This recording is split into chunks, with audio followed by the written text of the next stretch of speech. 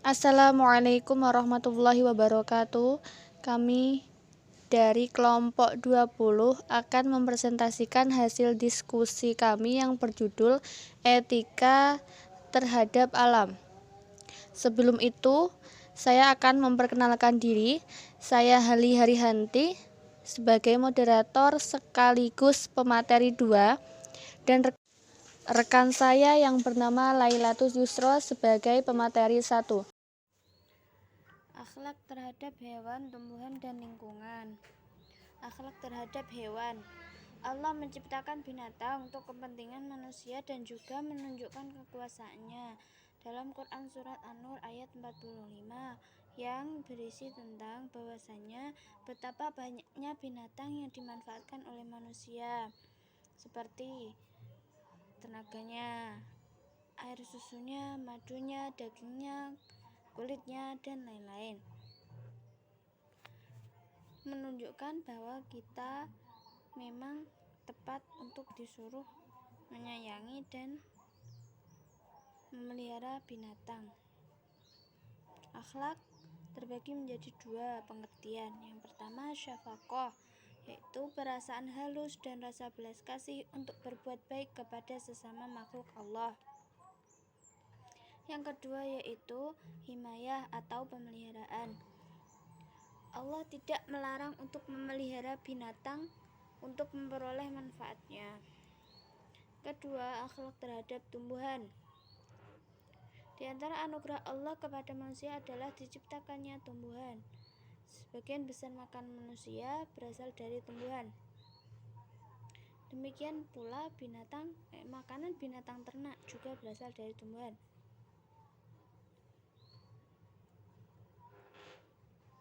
Dalam Quran surat Toha ayat 53-54 menjelaskan bahwa sepantasnya manusia itu menjaga, melestarikan, dan memanfaatkan sesuai dengan kebutuhannya sebagai ungkapan syukur atas pemberiannya.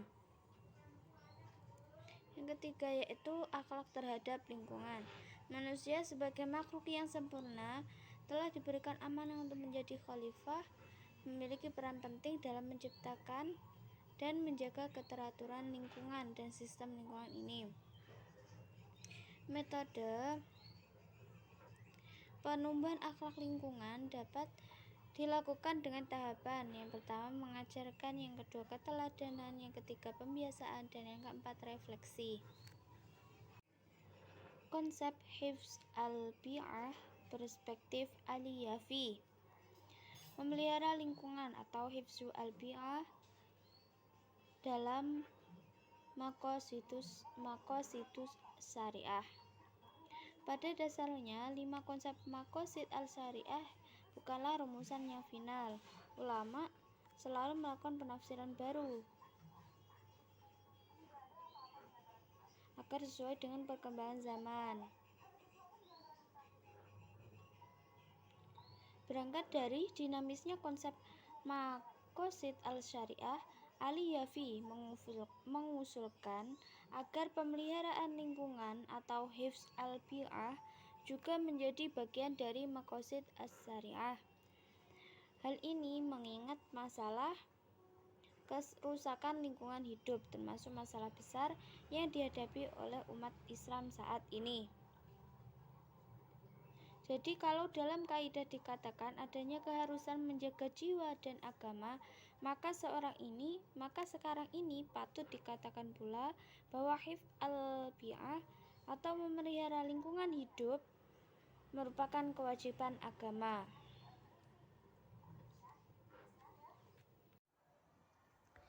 Ta'abudi berasal dari bahasa Arab sebagai masdar fi'il ta'abbada yata'abbadu ta'abbudan yang berarti penghambaan diri, ketundukan, kerendahan diri, patuh, penyembahan, ketaatan kepada Allah Subhanahu wa ta'ala.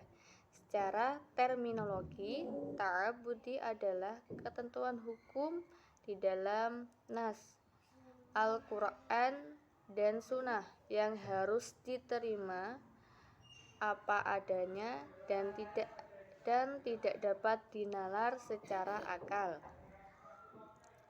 Jadi, ta'abbudi adalah segala ketentuan hukum Al-Quran dan hadis yang harus ditaati oleh seorang hamba sebagai wujud penghambaan dan kepatuhan kepada Allah, pemilik alam semesta. Sedangkan ta'akkuli adalah dari fi'il ta'akkala ya ta'akkalu ta'akkulan, yang berarti sesuatu yang masuk akal atau rasional.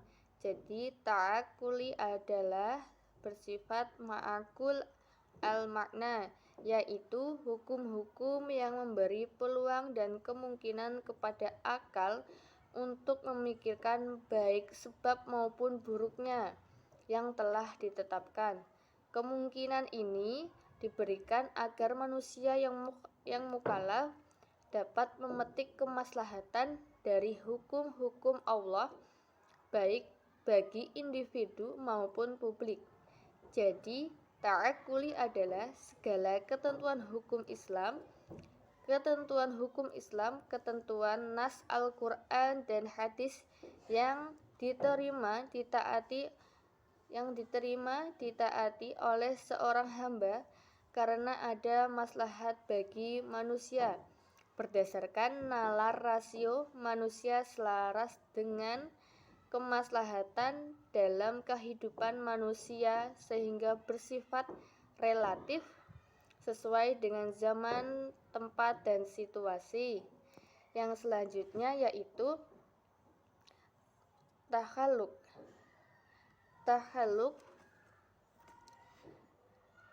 Takhalluk menurut terminologi yaitu perkataan akhlak, ialah berbentuk jamak dari khuluq.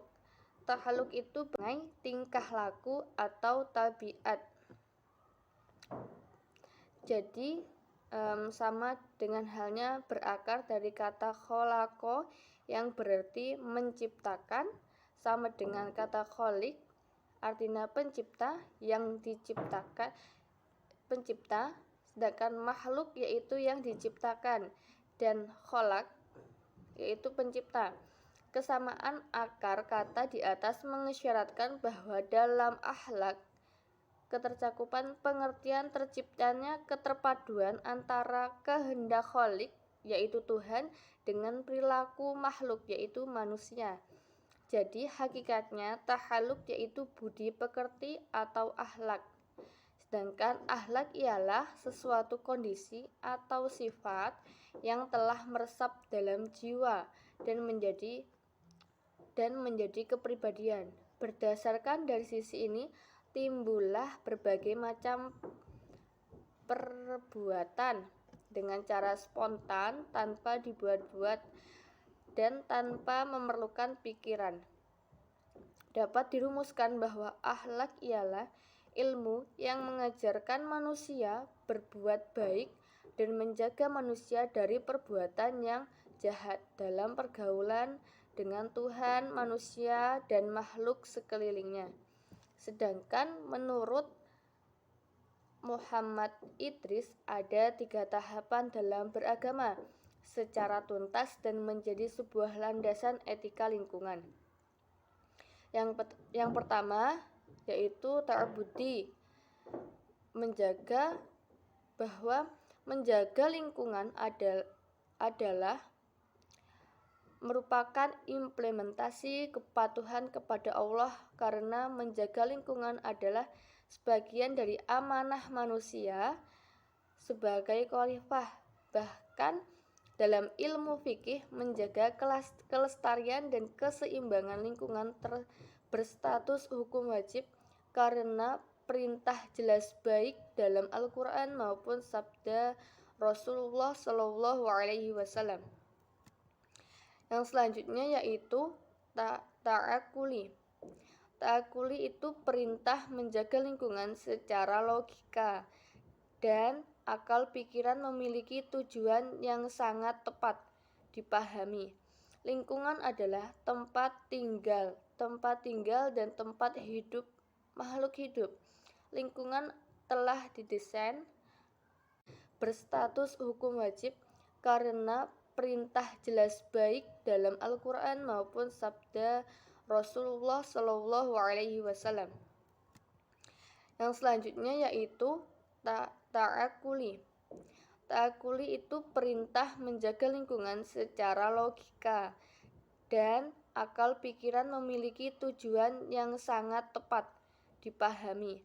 Lingkungan adalah tempat tinggal dan tempat hidup makhluk hidup. Lingkungan telah didesain